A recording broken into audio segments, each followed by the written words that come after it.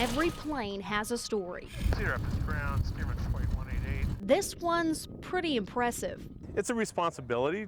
You feel like you're taking care of an heirloom. To understand the importance of this plane, you have to go back in time, 72 years back.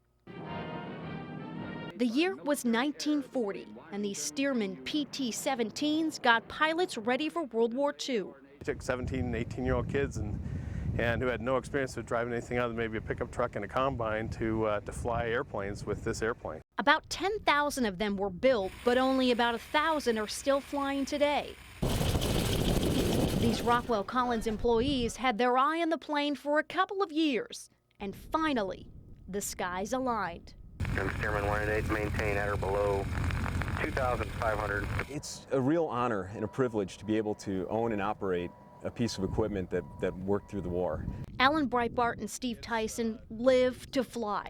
They've been doing it all of their lives. We grew up flying. From the time my dad could stuff us into an airplane and fly us around the country, he did. Even for these seasoned flyers, the biplane was something special. And if you're in aviation, you know, this open cockpit biplane is just, it's a romantic dream. A dream built like a tank. It's a pure, raw 1940s experience. So it just does exactly what you tell it to do and won't correct any of the things that you do wrong. Meaning there's no autopilot. Other than some electrical upgrades, this plane is true to its original form.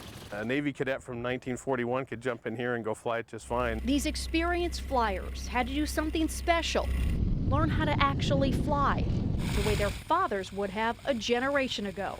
The biggest challenge is on landing. If the plane wants to start tipping, it's hard once it gets beyond a certain point to get to not start tipping. A challenge we'll get back to in just a bit. After seeing my photographer go up and come back down safely, it was my turn. That'll tell you how high you are. After a quick lesson, it's time. At least I look the part. Cedar Rapids Tower, steerman flight 188, ready for takeoff, runway 31. Stearman 188, Cedar Rapids Tower, runway 31, fly runway heading clear for takeoff. I'm really excited. Here we go. And just like that, we're in the air, flying over Cedar Rapids. Kelly, the city's ahead of us about 3 miles there, straight off the nose at 12 o'clock. So we're at 2,000 feet above sea level right now, and just about 106 miles an hour. I'm having a blast. I couldn't stop smiling.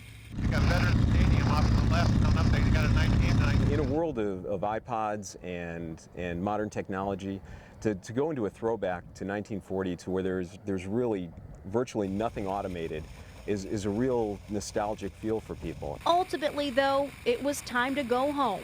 Runway 31, clear to land. And remember what Steve said about the landing? And the biggest challenge is on landing. I think he jinxed himself. Just as we came into land, a wind gust in just the right direction. Or in my case, the wrong direction. The wind was pushing us around pretty hard there. I wanted to make it go around and run off the runway. We had to try again. This one was much easier. Back at the hangar. That second landing. Well, that was fun. You got 2 shots. Okay, a little scary, but then it hit me. It was so cool. So cool. That's the joy and excitement which draws Alan and Steve to the runway day after day.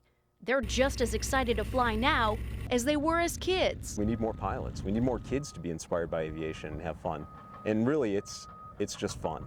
Alan and Steve named their love Rocinante after Don Quixote's horse.